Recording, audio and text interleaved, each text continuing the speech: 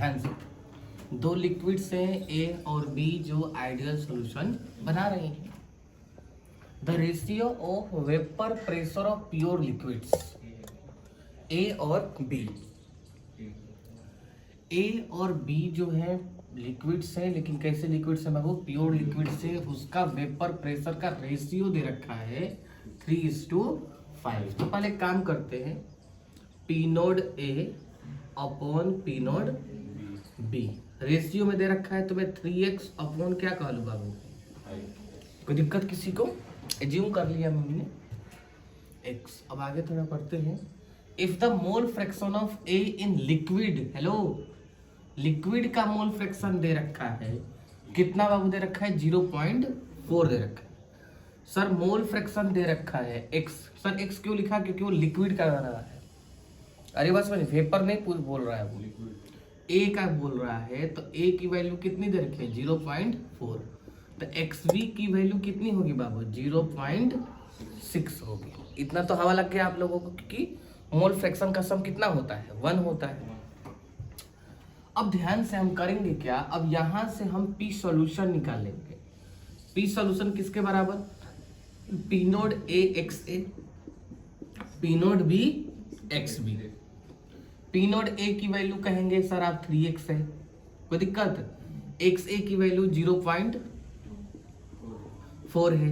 P node B कितना है बाबू? 5x है। XB कितना है बाबू? 0.6 है। अब मुझे आंसर जल्दी से बताइए P सॉल्यूशन का कितना होगा? आराम से कॉपी में, आराम से, कोई धक्का मुक्की नहीं।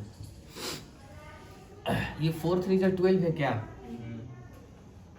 12 लिख लूं, यानी कि 1.2 लिखूं ना, और XB लिखना पड़ेगा मुझे।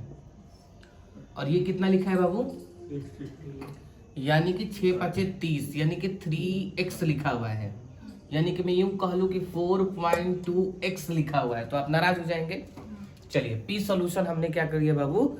निकाल लिया। कोई दिक्कत? क्योंकि मुझे P सॉल्यूशन यूज होगा अभी। अब देखिए क्या पूछ रहा है, मोल फ्रैक्शन पूछ रहा है B का, लेकिन कहाँ पूछ रहा है? वेपर वाले में पूछ रहा है। तो ध्यान से बताइए, वो पार्शियल प्रेशर वाली बातें याद है आप लोग को? तो सर कैसे निकाला था हम लोगों ने? तो YB किसके बराबर होगा? YB समझ गए ना क्यों लिखा? क्योंकि वेपर फेज में पूछ रहा था, Y लिखा। तो ऊपर क्या लिखते हैं बाबू? PB लिखते हैं, और नीचे क्या लिखते हैं बाबू? P सॉल्यूशन लिखते हैं। यही फॉर्मूला भी लिखा था ना कल, ठीक है।